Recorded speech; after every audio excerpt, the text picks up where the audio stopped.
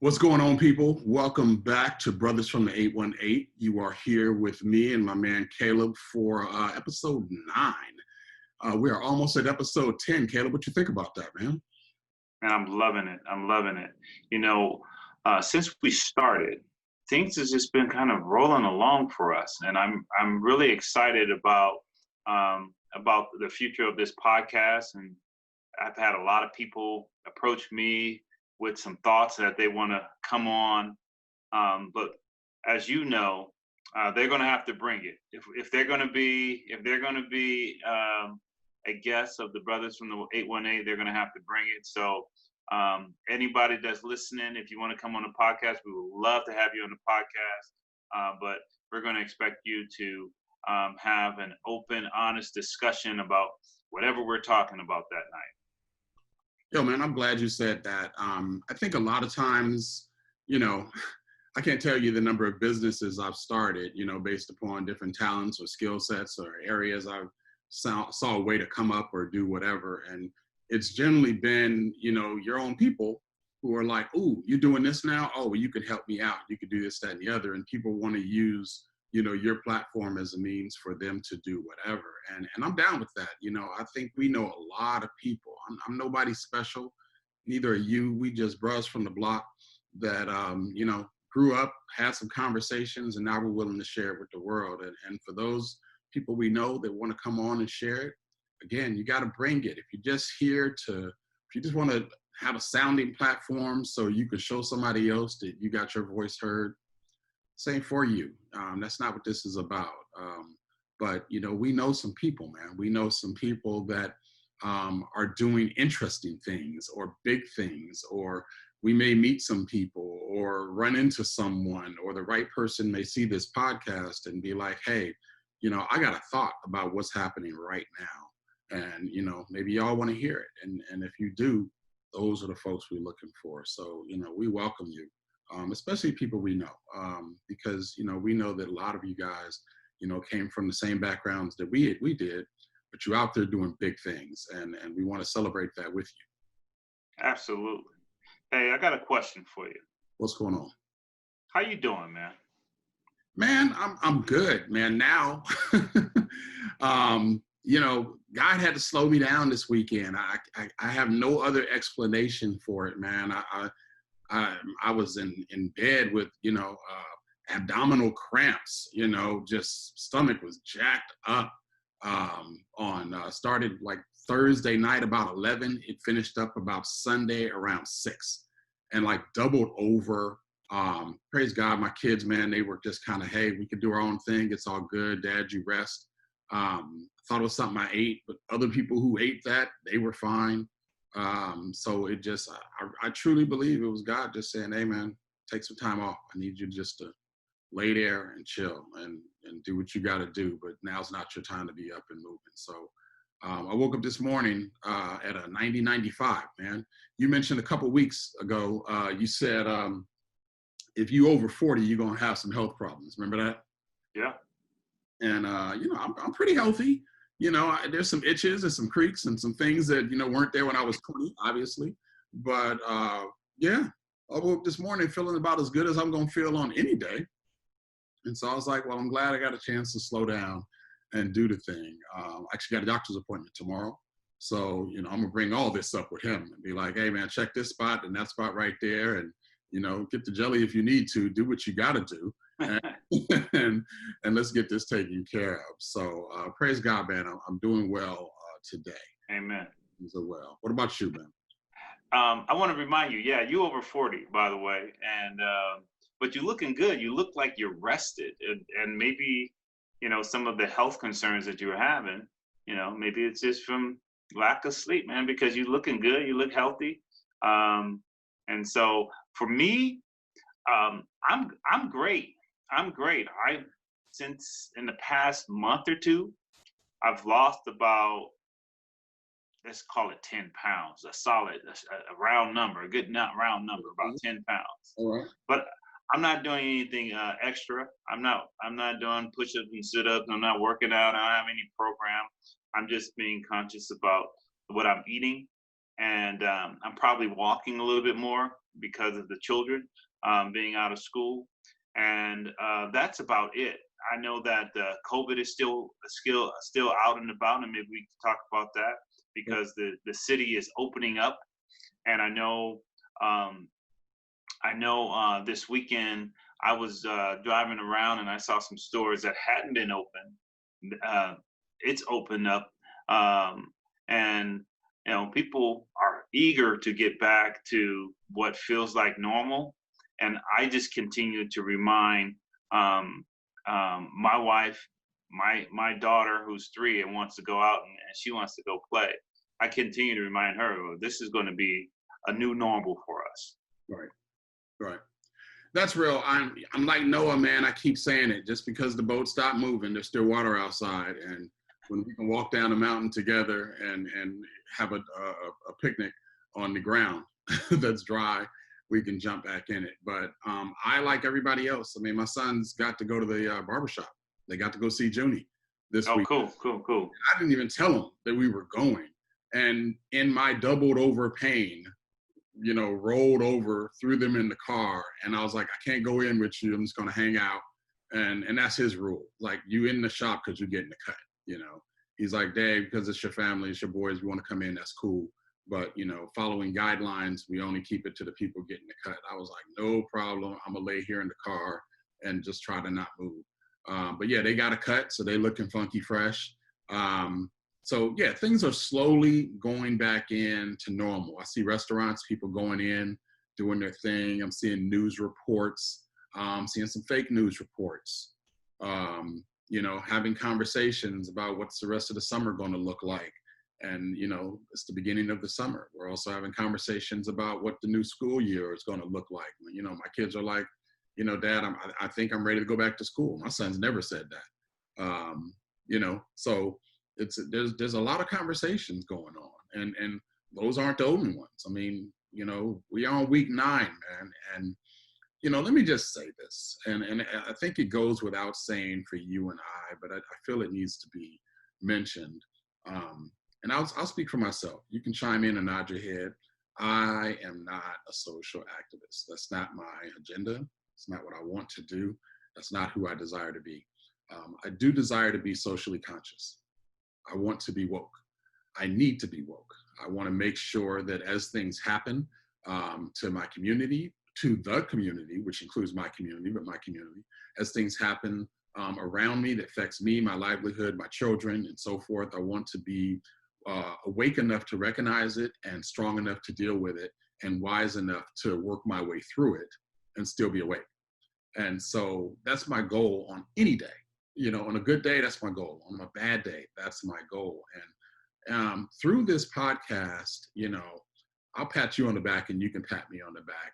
I think we've been dealing with that very well, right?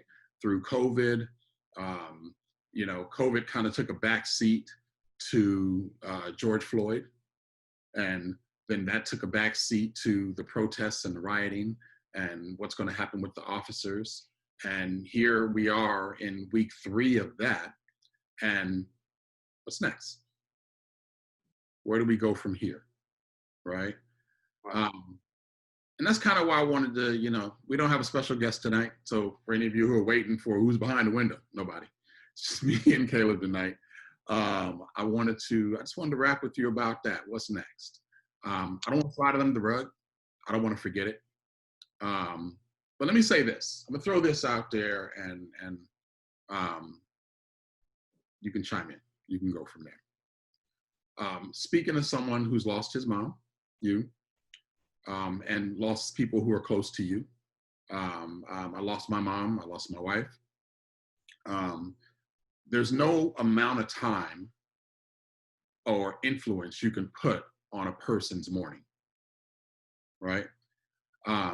You got to deal with that on your own. You have to process that how you may. And for some people, it's going to be quick. For some people, it's not going to be quick. And can no one fault you for whatever time it takes you to deal with. And those who knew George Floyd, those who, his family, his wife, his children, anybody who was related to him or had a close relationship with him, they're experiencing a real loss right now. Yeah.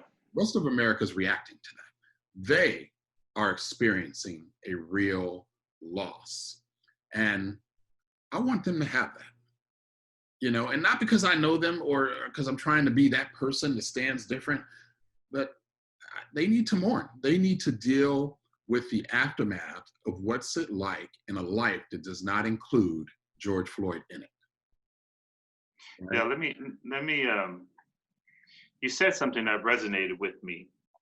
You said that you're not an activist. Um, and I've never thought of myself as an activist.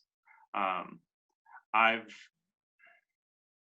I'm just the average guy, man, from the Pacoima that have an opinion, right? Um, I remember a close friend of mine.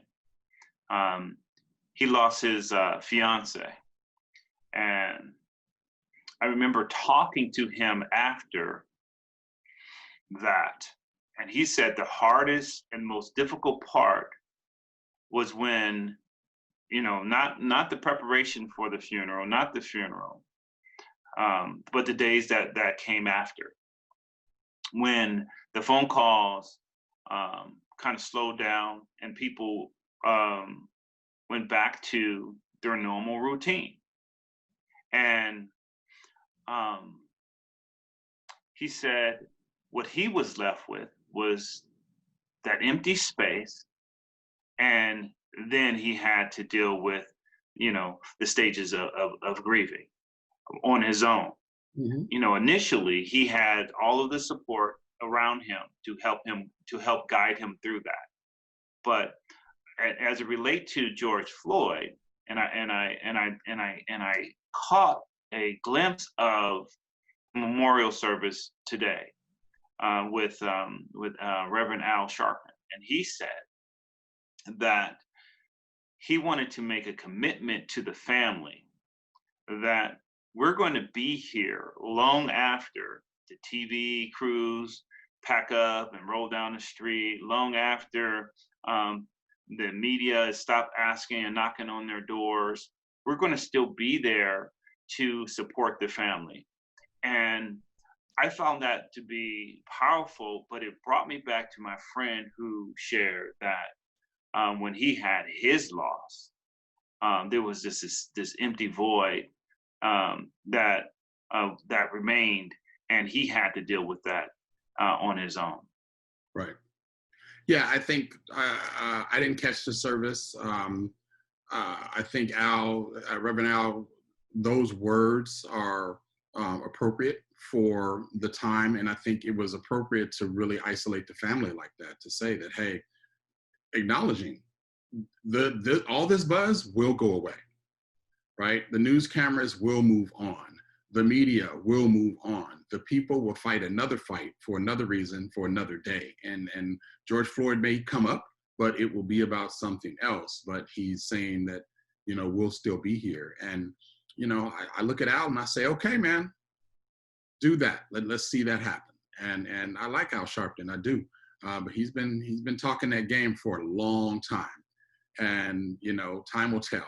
I think that this, you said a few weeks ago, this one's different, right? And I had a conversation with someone today about that who happened to be white, and she said it feels a little different. I said the reason that it feels different is Ferguson was about Ferguson.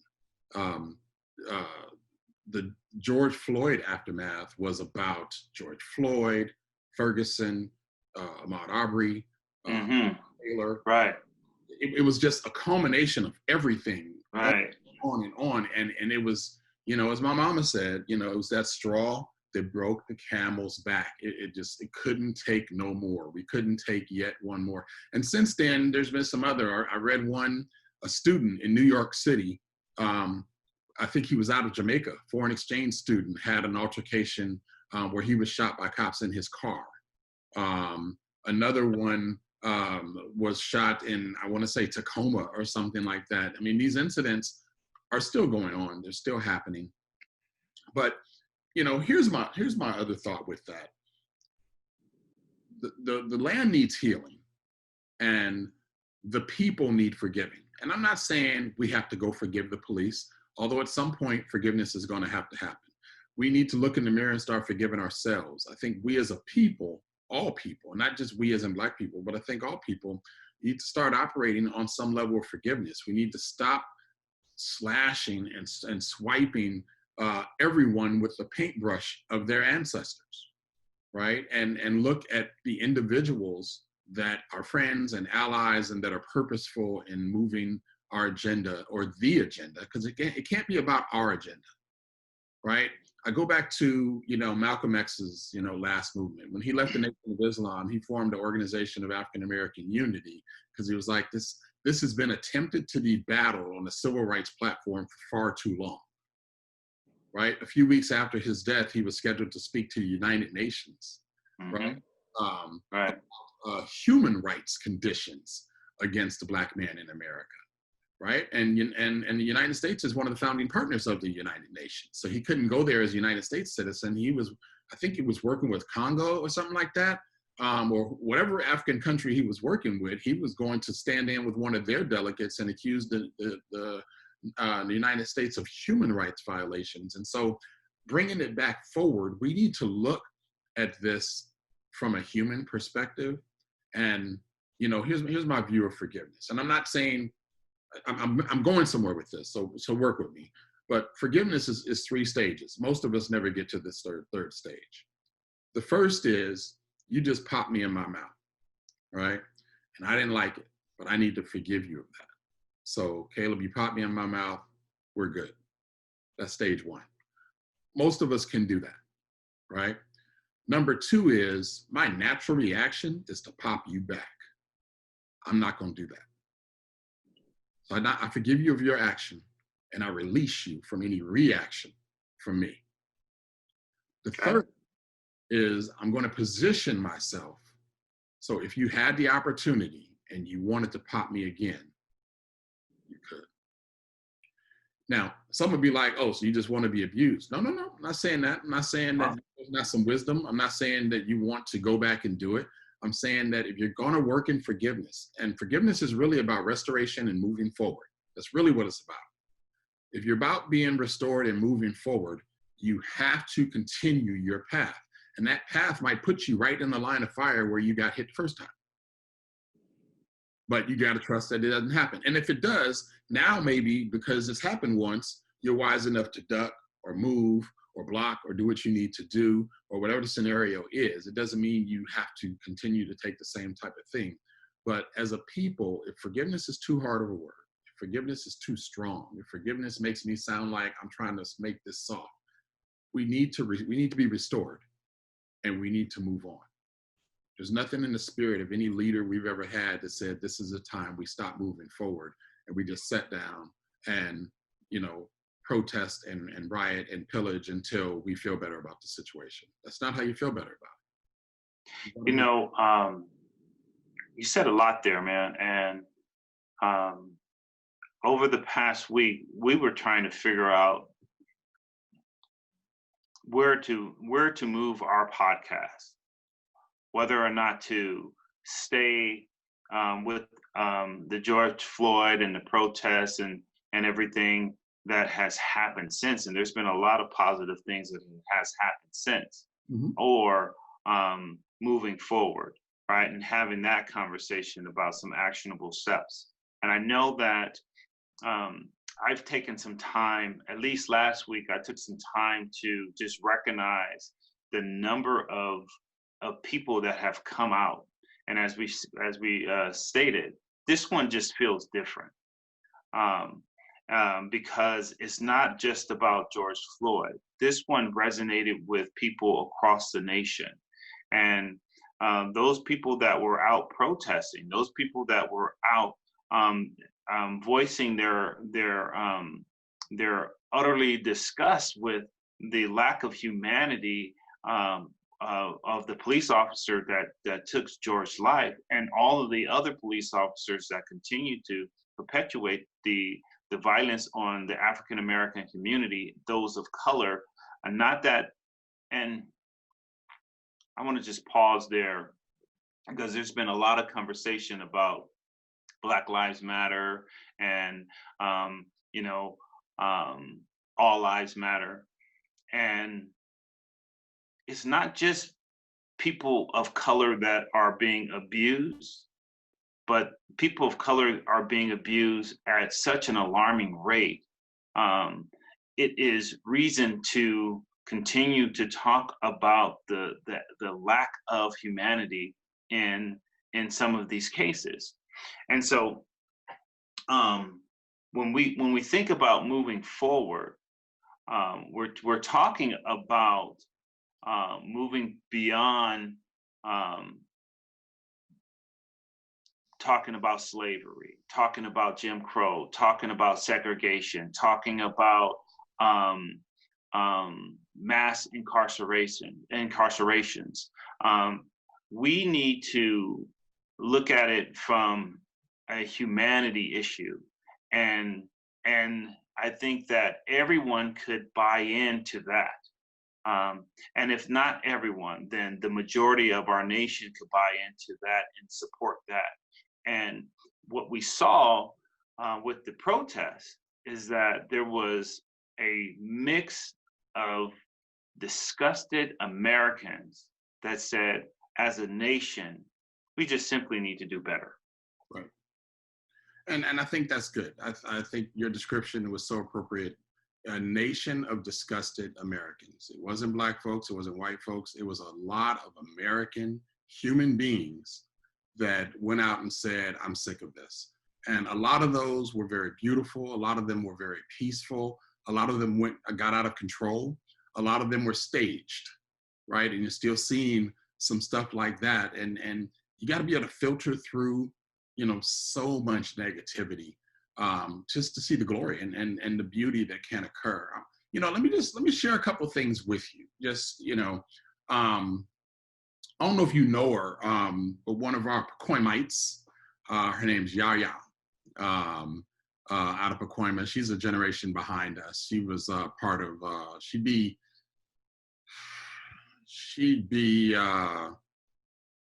like Tanisha's age, in that age group, Angel, okay. Right? But Pacoima, she has an Instagram that I follow, and she posted a thing. Chef Yaya Roxy, y'all look her up. She be throwing some meals together. One of the Pacoima faithful, and we love to support our people. But she says, or I don't think she wrote it, but she posted it. It says, what has this accomplished? So, first and foremost, the officer that murdered George Floyd, he was arrested. His bail's been set at $1 million or $1.2 million, depending on if it's conditional or non-conditional or unconditional. There's some details to that. I don't want to start speaking what those details are. I know them, but I'm not so comfortable where I can just share without reading. But okay. Significant enough bail. The three other officers, $750,000 each, right? Minnesota has banned the use of chokeholds.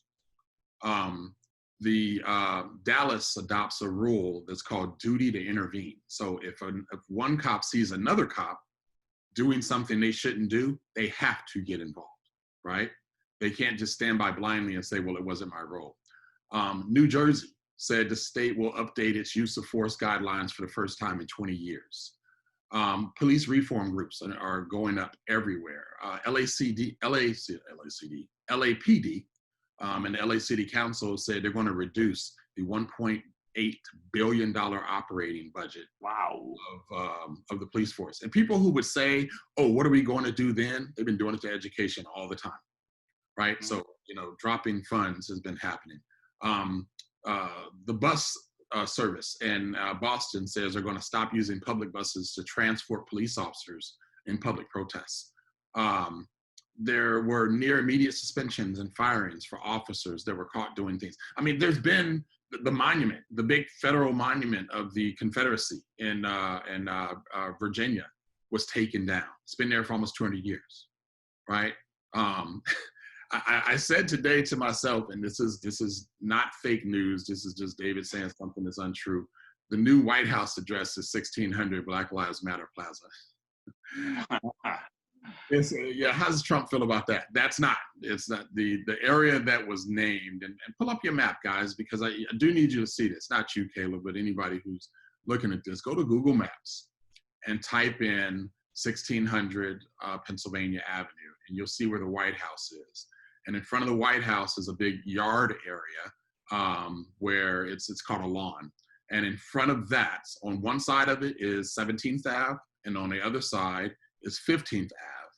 And 16th Ave really doesn't run because it would run right through the White House. But where it starts up, which is directly in front of that lawn, is now renamed Black Lives Matter Plaza. And it's just that one block, right? So it's changed on the street signs, it's written on the street, and so forth. That's a big deal, right? Yeah. Regardless of what Washington, D.C. means to you, it is the capital of our country, right? And so there's been some things that have been going on. And I know that's just a lot, I'm just reading, what I see here, but that's a lot that people have been forced to open their eyes and say, we need to do something different. What do you think about that? My concern, there's been a lot that has happened in the last 2 weeks, 3 weeks. My concern is that there's still this undercurrent of people who are not comfortable with these changes, not comfortable even talking about these changes. And my concern is the next mayor that comes into Washington, D.C. will say, okay, we're going to change this plaza back to something. We're going to remove the Black Lives Matter and try to erase it, like sometimes politicians do, right? Sometimes politicians will come behind someone else and say, well, I was never in agreement with this policy. I was never in agreement with this decision. And so I want to remove it. You mentioned, you mentioned LAPD, and, I live in Los Angeles County, and their budget being reduced. What I say to that is, you gotta have less money, figure it out. That's what everyone else have to do, right? They have to, the school, like you said, the schools have to figure it out. If I was running another business and they said, well, instead of receiving $100, you're going to receive $50. I would look around and say, well, who am I going to cut? What changes am I going to have to make? The equipment that I was planning to buy, I'm going to have to put that off, or I'm going to have to go to another bidder. I'm going to have to figure it out. And I think that for so long, the police forces in this country have had their way with their budget, with the city's budget, and there hasn't been enough emphasis on prevention, right? Preventing some of the reasons why police officers are called out in the first place. I love the new conversation about police reform. For those people who are opposed to it, I just think that they are comfortable where they're at, and they are afraid of change, or what that change might look like for them and their family and their community. But I absolutely love all of the conversation and the creative energies that has been put into place because of the death of George Floyd. You say that there's still this undercurrent of the old way and how people think and how people feel, and the murmuring of, when is all this going to go away, et cetera, et cetera, et cetera. That's true. Can't do nothing about it. It's there. We knew that. But right above those rocks on the overcurrent, there's a new set of conversations happening too.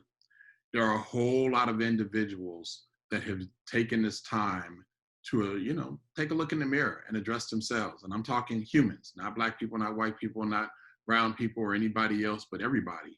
And just said, where am I in this? What do I need to do? How do I, educate myself, my children? How do I use my voice? And I don't know how I became a spokesman. I do know how I became a spokesman for this, but, in a lot of places I go, people want to talk to me and say, hey, where are you with this? How do you feel? And I tell them all the same thing. You need to use your voice. My voice is on this podcast. My voice is educating my children. I don't know if you ever got around to buying or reading Strange Fruit.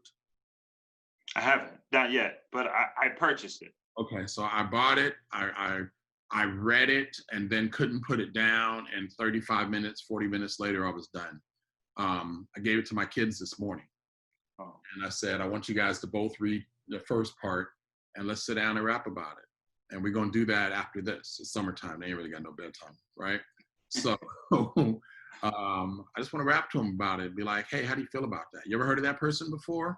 Nope. What did you think about that? You know, and just start having some real conversations with them, because I'm using my voice.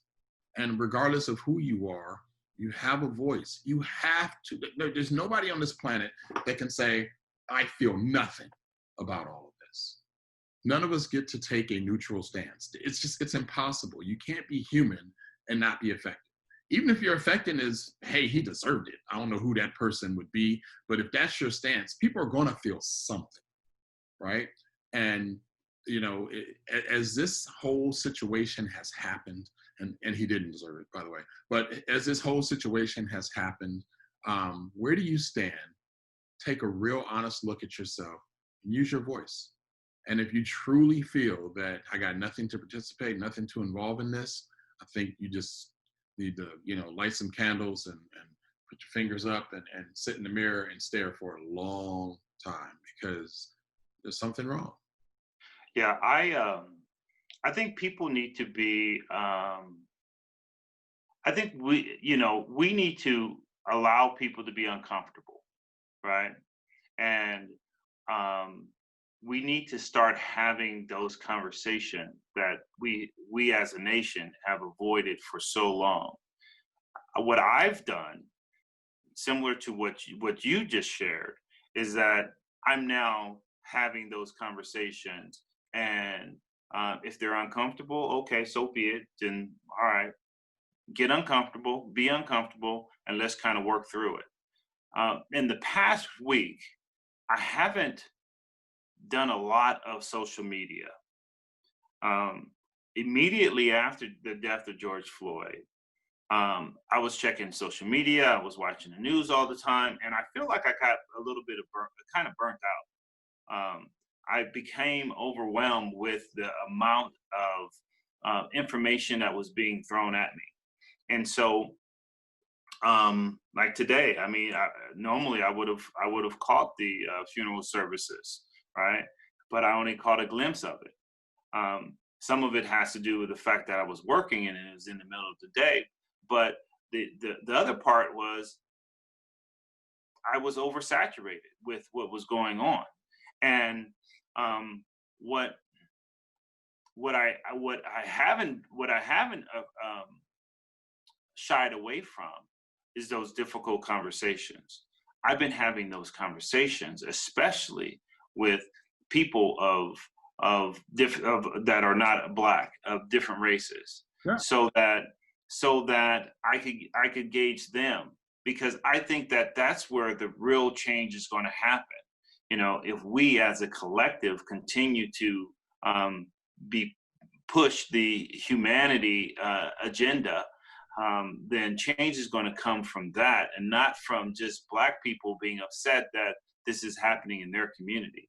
When everyone rise up, and I'm seeing it even bipartisan, you see Republicans and Democrats, some Republicans, and most of the Democrats are acknowledging that what happened to George Floyd was wrong, and as a nation, we need to do better. And I just think that as a nation, we just need to continue to talk about what we need to do to continue to improve our footprint in the military. In the military, we always talked about how can we do better? What else can we do? Would an extra sandbag in this area improve our defenses? If we decide to go out this gate instead of that gate, is it going to improve the way that we execute X, Y, and Z, right? And so as a nation, I think sometimes we just get comfortable, and we stop looking at the ways that we could do better, and just kind of riding the wave and accepting the conditions that was in front of us. And you've heard a lot of politicians, you've heard a lot of celebrities, you've heard a lot of athletes, and more importantly, you've heard a lot of people of influence, like Colin Powell, talk about the condition of our country and the change that needs to happen. I'm gonna give you a fist bump, man. You over there somewhere? I was gonna give you that because that was real. Those tough conversations, man. That's the big third part for me. You got the undercurrent with the murmurs. You got the overcurrent where people are starting to talk, and then you got those that are on the sands that are actually engaging in tough conversations. I saw I'm a big TED Talk fan. And I said it here, one day I will get a TED Talk. I know it, I believe it. I'm looking forward to it. That's my, I wouldn't say that's my ultimate goal. It's far from it, but I will get a TED Talk. But I was watching a TED Talk of this guy, and the talk was okay. I wasn't particularly impressed by it. But one of the things he was talking about those tough conversations, and he mentioned that how come it can't be as easy as this? So, you and I met for lunch today, and you showed up and you're like, man, we met right after lunch, right? So you came in and it's around 1 o'clock and you're like, man, I just had this bomb salad for lunch. You wouldn't believe how good it was. And you just talking. And when you finish, I'm like, yeah, man, I know. Cause you got green stuff in like every tooth, man. You need a toothpick, some floss or something, right? Most people wouldn't be, if they were with someone they were comfortable with, wouldn't be embarrassed by that. They'd be like, oh man, good looking out, because I got another meeting right after this and I got to get this out. And they would get in there and start doing what they need to do, or they would grab a toothpick and they would excuse themselves and go to the bathroom, and they would get the little green stuff out their teeth so they don't look bad throughout the rest of their day. If you told me that I had salad from my lunch in my teeth, as you said, we're comfortable. Yeah, I would be like, yeah, that was good, man. Thank you for pointing that out. And I would just kind of eat the rest of my salad. Right. Right. So how come I can't tell you got a little racism in your teeth, man? Yeah. Right? Because you got to go after your day after this. You got to go and do some other things that don't involve me. I'm not going to be around. But you got a little racism in your teeth. And you might want to, tighten that up before you go. I ain't saying you're a racist, no more than I'm saying that because you got salad in your teeth that you're a lettuce head, right? Not calling you that. I'm just saying that your actions right now, you got a little racism in your teeth. Why don't you tighten that up before you go to your next stop? Why can't it be that easy? And I know it's not, right? It's not for me. It's not for anybody else. I will engage that conversation with anybody. I don't care who you are. I don't care what color you are. If you are bold enough to approach me, I won't promise that you'll leave feeling comfortable. Ooh, David made that so easy. No, that's not what David's going to do. I'm not going to make it easy, but I'm going to paint you appropriately with the required paintbrush. You won't get hit with broad strokes. I'm going to listen. I'm going to hear you. I'm going to appropriately respond to what you say. I'm going to guide. I'm going to instruct. I'm going to congratulate. I'm going to do whatever is necessary depending upon what comes out of that conversation. But at the end of it, you won't have some racism in your teeth. Right? And I want to make sure that you're properly equipped for the next spot. And that's how we need to get. Hey,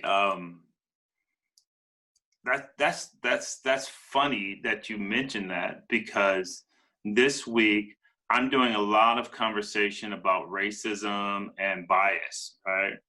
And so, we're not scripted. And I wasn't sure that you were going to bring that salad analogy out to onto our podcast. And so I think that talking about one's bias is easier than talking about one racial undertones, right? And so, but I'll ask you, what are some of the biases that you have, that you are aware of? What are some of the biases that you're aware of? And I'll share mine, and then I'll share some of the ones that I thought was interesting that I've heard this week. You got to correct me as you go, but I think, my biggest one is, I do everything I can to protect myself against the appearance of being in the wrong place. It is Mhm. a bias for me that as I walk down the street, if I see a woman approaching before she crosses the street, I do, Yeah. Yeah. right? If I go to get in an elevator and there's a single woman in there by herself and, we're going to be riding some floors, I'll wait, right? And because I want to protect myself, I want to never put myself into a situation where later on I was like, man, I shouldn't have did that. This is just all bad because you never know. That's a major bias for me. And it's something I won't even say it's something I'm dealing with. It's something that I address. It's different if I know you for friends, if whatever the scenario may be. But I will go out of my way to make sure I don't put myself into a situation where I knew I shouldn't have been caught up in the first place. That's interesting, man. Thank you for being vulnerable and sharing that. Um, um, I think the important piece with identifying your bias, just like, hey, you got a little racism right there on your in your teeth, is acknowledging it to kind of recognize it. Mm-hmm. And so, when I think about my biases, I pause and I said, I never really liked people who sagged, right? Um, and um, I don't like um, ungroomed professionals. It bothers me if you are in a professional setting or a leader or a manager or a supervisor and you're not groomed, then that bothers me. Um, I have. I hope I don't lose any viewers for this one. I Mm-hmm. have a bias of um, extreme obese people. Right? It makes me feel uncomfortable. But some of the other biases that I'll just kind of share real quick, and it really talks about. I'm sharing this in relation to racism, right? Because it's important for you to recognize these things in order for you to change it. If you continue to suppress it and say I'm not biased, I'm not racist, then you're never going to look at it to try to change it. So some of the other biases that came up is um, I know this is one for me as well. I don't like smelling marijuana on people. It's legal in California, but I don't want to um, be in the Target checkout and smell marijuana coming off this person, right? Um, I don't like women who dress provocative in inappropriate settings. It bothers the hell out of me. Um, some of the other stuff that I've heard was people that have tattoos on their face, people that say, you know what I'm saying, you know what I'm saying. I also heard some biases like um, people that don't have all their teeth in their mouth or missing quite a few of their front set, right? Um, um, Teenage parents, I'm a social worker, so some of this stuff is part of my work. Um, Another bias that I have is um, people or I don't know if it's youth or adults that are actively gang banging. What are you gang banging in 2020, right? And so those things bother me, right? And when I see it, it bothers me. But what's important is for me to recognize it and then put it on a shelf, right? And say, okay, let me deal with this person as an individual, right? Let me deal with this person from a humanity standpoint. And but if I didn't recognize those biases and try to better understand them, then I would never ever put it on the shelf, and I will be judging that person from the time that I saw them getting out of their car. And so it's really important to just kind of recognize those biases. And if you're racist, then let's talk about what's that about? and try to better educate ourselves about the reason for those feelings. Yeah, tomorrow in class we're going to be talking about implicit versus explicit bias. Oh, that's major. Yeah. And I hope we'd get into it last week, but last week both of our professors just kind of gave us some time to get it out and express how we were feeling about whatever, and we really appreciated that. But bias will get you. I got one more, man. I just got to throw it out there. People who can't code switch bother me, right? And That's a work related one, but and so that's perfect for you, because a lot of the things that I mentioned, I might see it every day in my profession, right? right. And if I have an issue with bad weaves, and I come out into the lobby and I see a bad weave, the way that I engage with that person might be different than someone that had their hair on point, right? And so for you, you mentioned code switching. So what does that do for you? I see sometimes people who look like me. I don't even know what code switching is. So this is great. Not only can I not do code switching well, I can't do code switching at all. Code switching is one of those, I am who I am. I'm going to be who I am. But how I would greet you when I haven't seen you in a long time is different from how I would greet somebody I work with who I haven't seen in a long time. And recognizing that there's appropriate behavior at the job and not on the job. And we all kind of cut loose a little bit and have fun and get to relaxing. But sometimes people don't know how to stop, right? Uh-huh. And you know who they are, and you go, man, okay, and it bothers me. I'm just like, it's one of those things where I have to just smile and say, I am in no position. And I'm gonna look you in the eye, because if somebody is staring at this feed that we're offering right now, I want them to know I am not judging you or anybody else. I'm not in a position to judge. You got to deal with your own. We are talking about biases, and that's one of mine. People who can't code switch. We have a common friend that doesn't do that very well. When you mention code switching, and because you're in the tech field, I automatically assumed that because you mentioned code or coding, I automatically thought it was linked to the tech field, yeah. Right? But the way that you explained it, I pictured a friend of ours that really struggles with that. And you know what? I'm going to add that as one of my biases. I think we're off topic, man. So let's get back to it. So, hey, I want to hit two things tonight. One, remember the song? It's by Digital Underground. Do What You Like. Mm-hmm. Okay. So there was a section of that song, the original, like there was a radio version. But the original said, you have now reached the 3.5 minute mark of this song.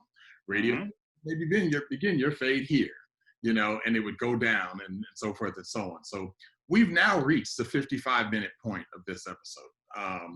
We always talk about this as an hour episode. I'm stopping saying that. It's not. Okay. We are a 70-minute podcast.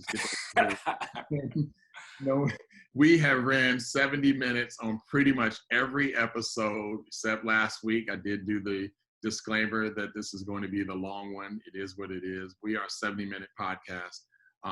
So we got about 15 minutes left if we're going to maintain that. And there's two areas I want to hit. One is just point and direct. We are where we are as a country because the people who run this country came to power 30, 40 years ago, and during a time where, yes, we had civil rights, yes, we had different movements that lifted our people up, but we were rising up but not in power, right? And that power structure that's in today is the facilitation of that power that's there, right? Okay. But we're in a spot now where the future leaders of tomorrow are people that are your age, right? And a lot of them look like you. A lot of them look like me. A lot of them are female. A lot of them fit, any number of areas where 20, 30 years ago they wouldn't have been considered, right? And so honestly, that gives me a degree of hope that things can look different. I pulled a stat. I got this from J.R. Rucker Books. J.R. Rucker Books. You know who that is? That name? No, Jerome? no. Jerome on? Jerome. J.R. Oh, okay. Yeah. So he sent out a thing, and it just talked about, here's the layout. The 10 richest Americans, they're 100% white. U.S. Congress, 90%. U.S. governors, 96%. Top military advisors, 100%. President and vice president, 100%. U.S. House freedom, 90%, 99%. Current U.S. presidential cabinet, 91%. People who decide what TV shows we watch, 93%. People who decide what books we read, 90%. What news is covered, 85%. What music is produced, 95%. Directed the top 100 grossing films, 95%. And it goes on and on. Owners of professional football teams, 97%. These are all white people. Right? Hey, wait a second. That reminds me of Dave Chappelle. White. Let's take the vice president. White, yeah.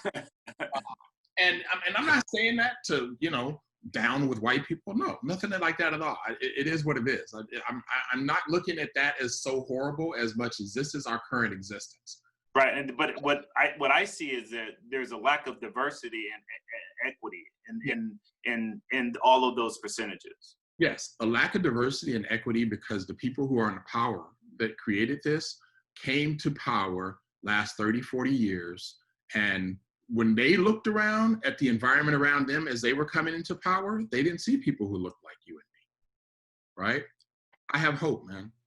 And if somebody was to call me naive, I would challenge them on it. If somebody was to be like, you're just, whistling in the wind, I'd be like, well, then don't join me. But, I have hope, and my faith is based upon that hope, that the people who I see today who are moving up through the ranks are going to be in a position. And when I look at myself in the mirror, I see myself as one of those people, quite honestly. And I want to be in a position 10, 20 years from now to affect change so that, 20 years from now, when someone is looking at this list, it doesn't look like that.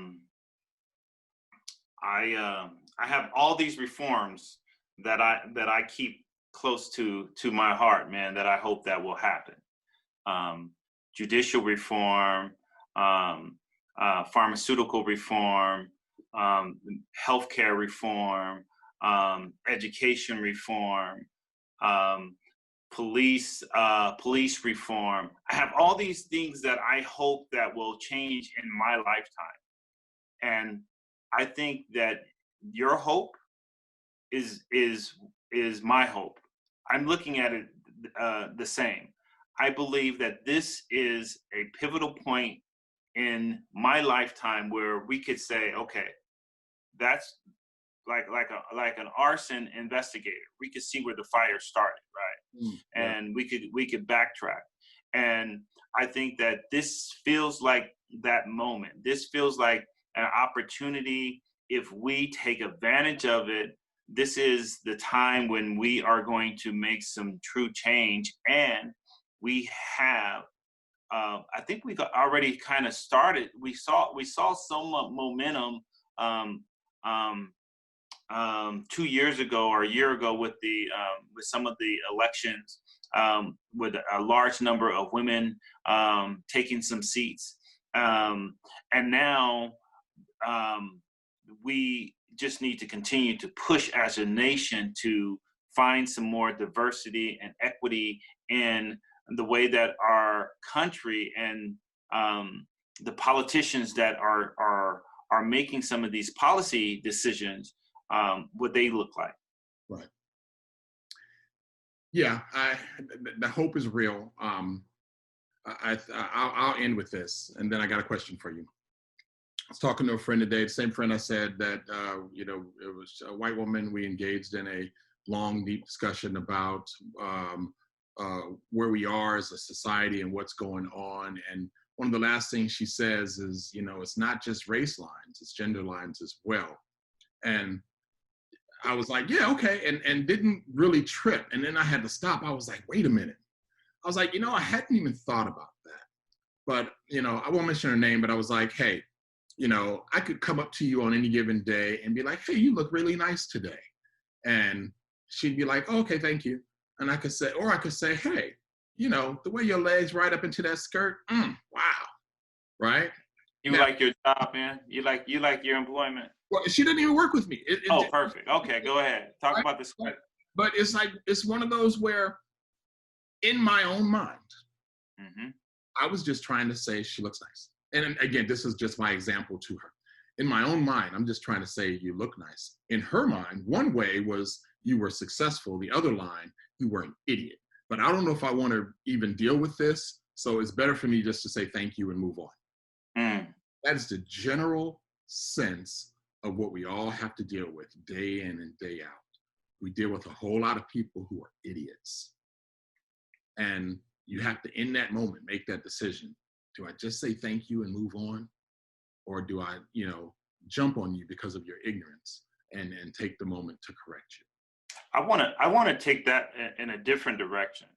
I agree that there's a lot of work to be done in this nation, right? But I don't want to water down the message that is currently the topic of police reform, right? And there's a lot of things. I just rolled off a couple of them, right? And sure, we need gender equality. Sure, we need equal pay, right?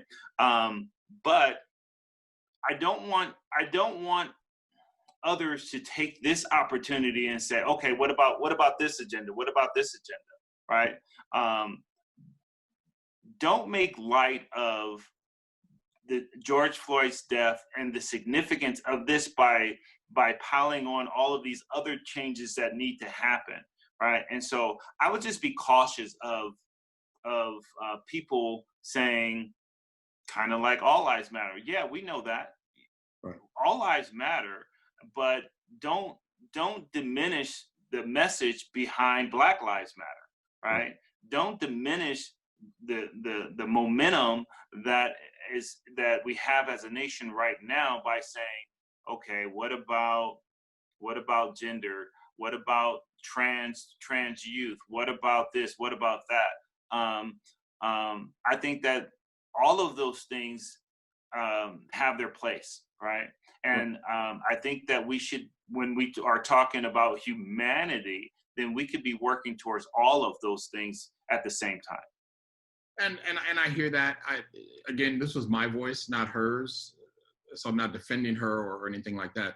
But my point with it was, in that moment, I could recognize instances in my own past where I've been stupid, where I just said something that in my mind, I was thinking this, on the outside, what it came out as this. And Sure. If we can recognize that in our own, then it empowers us to have those conversations. That's my point. Right. If we can recognize that it's stupidity and there's that ignorance, and if you can see, you know, be human enough to say we've all been stupid. Now, again, not because we're giving people a pass, we're not letting people off the hook, but it should empower you. Realizing in that moment made me be like, wow, how many times, and we going back to Christopher's mom, we going back to, you know, the boy's mom, where we were in a grocery store and, you know, I said something to somebody and she would pull my hand and be like, you shouldn't say that. That's dumb. That you don't say that. Right. And the woman I said it to, you know, she'd be like, you know, I'm sorry, ma'am. You know, I don't let him out the house much. You know, or whatever. And she just smiled it off, and she was appreciative that there was another woman there to correct me. Right. And because it was stupid and you just, certain things you shouldn't do. And so, or say, and nothing crazy when reaching out, touching people and blah, blah, blah, blah, blah. Or I remember right after Christopher was born, walking through this, I think we were walking through Target or Toys R Us, picking up the rest of the little items that didn't get on the baby shower list. and we saw a woman behind us. She was pushing a stroller. There was a baby in it, and she had on a shirt that had one of them arrows going down, and it said "baby" in here. And so I looked at her and I said, "Oh, we just had our baby. When are you due?" Right? And Dana was like, "The baby's in the chair." And Christopher's mom was like, "The baby's in the chair." I was like, "Whoops, my bad." And they looked at each other and they shook their head, and she was like, "Come on, let's go." And and I was like, "Yeah, okay, that was dumb. Shouldn't have said that." So it's those types of things. If I can recognize, if you can recognize, if we can all see our own moments of where you just did something dumb, it should empower you to have that conversation, to have those tough conversations, to make sure that at a bare minimum, you can let somebody know you got a little racism in your teeth.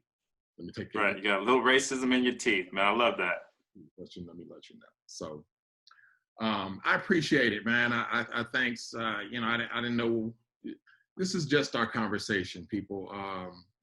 This is, if no other reason, I got a chance to talk to my boy once a week, uninterrupted for an hour or 70 minutes. 70 minutes. 70 minutes. That's how we do it. So I appreciate you taking this 70 minutes with me. I appreciate you for taking a look at this and seeing what's going on. I got one question for you. You already know what it is. What you listening to, man? Oh, wow.